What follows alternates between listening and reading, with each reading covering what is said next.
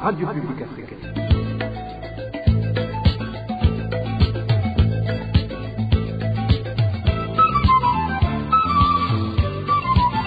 Radio Publique Africaine. Nous sommes vendredi 18 avril 2025. Bienvenue amis fidèles de la RPA à ce journal dont voici les principaux titres. Difficulté d'accès aux soins de santé au sein des habitants de la province Mwaro qui vivent une situation de pénurie de carburant, ceux qui fréquentent l'hôpital de Kivumbu en commune de Kayokwe étant les plus touchés par cette situation. L'Union européenne vient de mobiliser 9 millions d'euros pour renforcer l'aide humanitaire des réfugiés burundais qui sont dans les pays de la sous-région, à savoir le Rwanda, la RDC, la Tanzanie et l'Ouganda. Vous le suivrez dans ce journal. Dans ce journal, vous parlerons également de l'environnement qui est menacé à cause des sachets et des bouteilles en plastique, aujourd'hui éparpillés ici et là en mairie de Bujumbura. Voilà pour le sommaire. Bien le bonsoir mesdames et messieurs. Tout de suite, le développement. Ouvrons ce journal par la page droit de l'homme. Disparition d'un prénommé Jean-Pierre Nyongabo, un habitant de la commune et province de Bubanza depuis 8 jours. Des informations en notre possession indiquent que sa famille craint pour sa sécurité, d'autant plus qu'elle l'a recherché partout mais en vain. La dernière fois qu'il a été vu, c'était le 9 avril quand il quittait Bubanza pour se rendre à mairie de Bujumbura. Jean-Pierre Sinome Gipfizi est natif de la commune Rutovu, province de Bururi. Actuellement, il habitait au chef-lieu de la province de Bubanza, dans le quartier Masaka. Passionné des forces de défense nationale FDN en sigle, Jean-Pierre alias Gipfizi travaille actuellement dans l'une des sociétés de gardiennage situées au centre-ville de Bubanza. Les proches et amis de Gipfizi lancent un appel à toute personne qui aurait ces nouvelles de les signaler.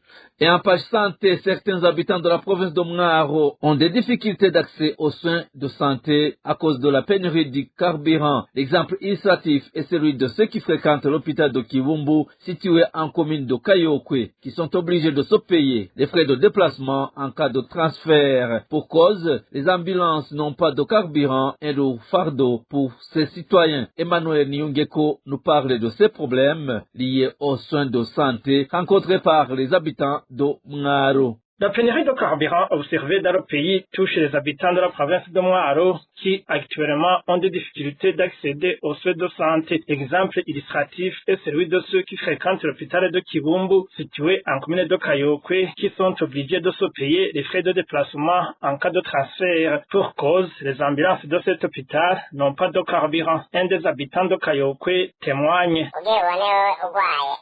Imaginez-vous si tu es malade et transféré et que tu dois te gérer le déplacement puisque les ambulances ne sont pas ravitaillées en carburant. Habituellement, les gens qui se font soigner ont de graves problèmes et ces gens, l'hôpital de Kivumbu n'est pas doté de médecin spécialiste. Si quelqu'un a eu un accident suivi de fracture, il doit être référé à l'hôpital de Kivuye. Chacun se prend en charge et le coût de transport est pour le moment cher. Par exemple, de Kivumbu à Kivuye, on paie une somme de 250 000 francs. Vous comprenez que c'est grave. Ces frais de transport constituent donc un lourd fardeau pour ces habitants se trouvant déjà dans une misère sans précédent. Le manque de moyens financiers ne leur permet pas de se payer le transport une fois transférés à l'hôpital de Kivuye. Les obstacles ne manquent pas parce que chaque personne se débrouille pour pouvoir se payer le ticket pour le transfert. Dans ce cas, il y a ce qui laisse à défaut de moyens et retourner à leur domicile où les santé continuent à se détériorer en attendant de trouver cet argent. Il y en a ceux qui meurent, par exemple. Ces habitants de Mwaro demandent aux responsables des habilités de s'activer pour que les ambulances de différents hôpitaux soient régulièrement alimentées en carburant, vu que chaque citoyen contribue à hauteur de 2000 francs destinés à l'entretien de ces véhicules de secours. À ce propos, la rédaction de la RPA n'a pas pu joindre les responsables du domaine de la santé en province de Mwaro. Un malade qui souffre d'une toux persistante et qui a des sueurs durant la nuit devrait vite consulter les prestataires de soins pour vérifier s'il n'est pas porteur de la tuberculose. Cela a été déclaré lors des échanges sur la situation de la tuberculose au pays tenus ce jeudi. Paul Nissinzira du Programme national intégré de la lèpre et de la tuberculose rappelle que le diagnostic et le traitement de cette maladie sont gratuits. La tuberculose, c'est une maladie infectieuse à transmission interhumaine qui se transmet essentiellement par voie aérienne, donc par voie respiratoire. C'est une maladie qui est causée par une bactérie qu'on appelle scientifiquement le Mycobacterium tuberculosis et dans le jargon médical qui a finalement été baptisé bacille de Koch. Koch étant le médecin qui l'a découvert pour la toute première fois. En cas d'affaires au niveau de tout un chacun, au niveau de toute la population, il faut suspecter la tuberculose quand on a une toux, que ce soit une toux productive, donc pour laquelle on a du crachat, ou une toux sèche qui n'a pas de crachat. Il faut suspecter la tuberculose et consulter le plus tôt possible une structure de soins le plus proche. On a cherché et acquis différentes méthodes de diagnostic, des méthodes actualisées. Ici, je dirais, on a de nouveaux appareils, les appareils GeneXpert, les appareils Tronat et la radio numérique mobile. Ça, ce sont des appareils très sensibles qui diagnostiquent très facilement la tuberculose et cela, c'est vraiment une avancée significative qui va nous conduire à diagnostiquer plus de cas et pouvoir peut-être évoluer vers la mise fin de la tuberculose comme indiqué dans la vision du monde, dans la vision de l'OMS. Le Burundi s'est joint au monde pour célébrer la journée internationale de lutte contre la tuberculose, normalement célébrée en date du 24 mars. Les cérémonies ont eu lieu dans la province de Kirundo. Sur 800 030 cas de tuberculose enregistrés au pays l'année dernière, 5 043 souffraient de la tuberculose pulmonaire qualifiée de très contagieuse.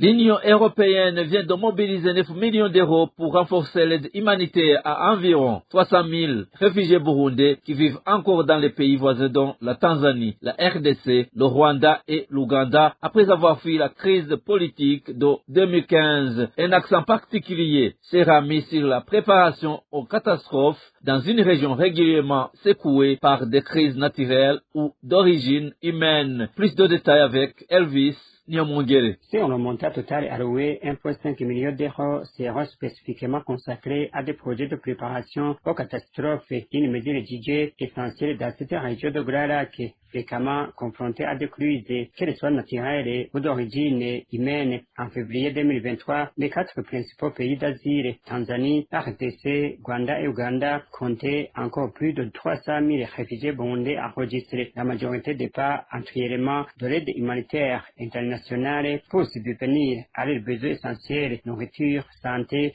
ou assainissement, hygiène, hébergement et éducation. Cette aide profitera également aux réfugiés ayant choisi de retourner au Burundi, plus de 200 000 d'entre eux étant rentrés depuis 2017. Toutefois, selon l'Union européenne, ce retour ne signifie pas la fin de leurs difficultés. Les rapatriés doivent souvent reconstruire leur vie dans des conditions précaires. Par exemple, certains agriculteurs découvrent que leurs terres ont été perdues ou occupées. L'Union européenne réaffirme son engagement envers les réfugiés burundais, qu'ils soient encore en exil ou de retour au pays, afin de répondre à l'urgence humanitaire tout en préparant l'avenir. En page économie, le Fonds monétaire international inquiété de la dette intérieure du gouvernement du Burundi qui dépasse 50% du produit intérieur brut, une dette dont les 2 tiers sont détenus par la Banque centrale. Pour le FMI, il est urgent de procéder à un resserrement quantitatif et surtout de préserver l'indépendance de la BRB afin de limiter les risques de monétisation du déficit budgétaire. Jean-Denis Nahazwe revient sur quelques conclusions émises dans un communiqué de presse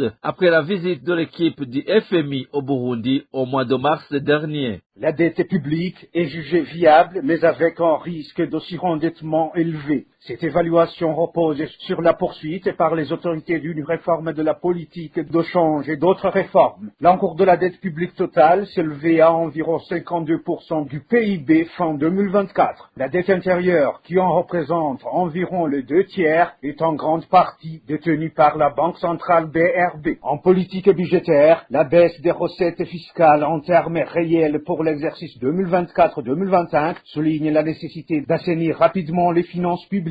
En l'absence d'appui budgétaire des partenaires, la politique de monétisation des déficits budgétaires risque de placer l'inflation sur une trajectoire difficile à contrôler et la diminution des dépenses en termes réels affecterait de manière disproportionnée les plus vulnérables dont le pouvoir d'achat est déjà fragilisé. Pour assurer la viabilité de la dette publique, les pouvoirs publics devront prendre des mesures énergiques. Il s'agit notamment de la libéralisation du marché des changes, des rééquilibrages budgétaires et du resserrement monétaire. Ces réformes stimuleront la croissance économique, les recettes d'exportation et les recettes fiscales, tout en favorisant l'augmentation des financements des partenaires. Les autorités sont invitées alors à faire preuve de prudence dans la gestion de la dette en privilégiant les financements sous forme de dons. Quant à la politique de change et politique monétaire, les services du FMI soulignent qu'il est urgent de procéder à un resserrement quantitatif, surtout de préserver l'indépendance de la Banque de la République du Burundi afin de limiter les risques de monétisation du déficit budgétaire, mais aussi faire respecter le plafond des avances de l'État. Avec les politiques budgétaires et monétaires de soutien et les réformes structurelles, les réformes de change sont une condition préalable importante pour que le Burundi réalise son potentiel économique, martèle le Fonds monétaire international. Toujours en page économie, la décision prise par la Banque nationale BRB de réduire l'argent retiré par les clients au niveau des banques commerciales jusqu'à 50 millions de francs burundais par jour a été prise par le gouvernement afin de diminuer les transactions illicites.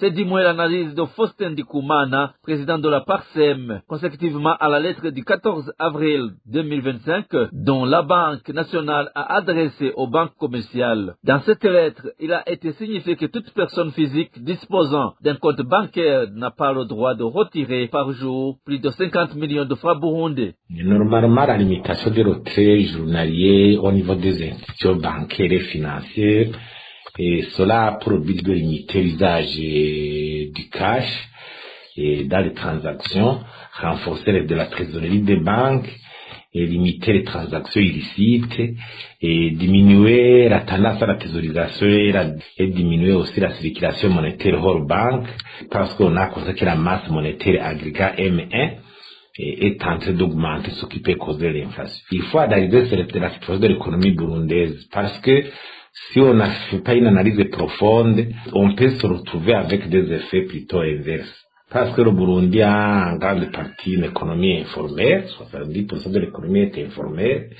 Le financement des importations actuellement, l'import-export est financé de façon informelle, mais les services bancaires ne sont pas assez développés. Le taux d'honnêteté dans les affaires, l'économie de spéculation qui a des effets psychologiques actuels, les gens ont tendance à interpréter comme quoi il y a un problème au niveau de la trésorerie des banques. Je crois qu'il faudrait une sensibilisation aussi, mais aussi prendre d'autres mesures qui invitent les gens à travailler dans la transparence pour limiter l'économie informelle. Sinon, ça peut provoquer les effets contraires, notamment la tendance à la thésaurisation.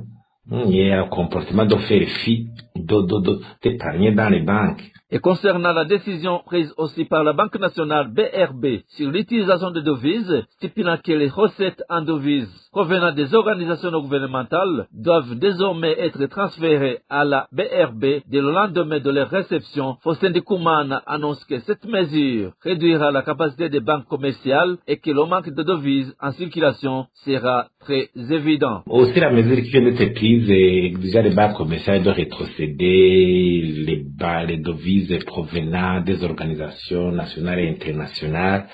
Là aussi, c'est une mesure qui peut limiter la marge de manœuvre des banques commerciales à faire face aux besoins de retrait en devises de leurs clients ou de faire face à leurs besoins.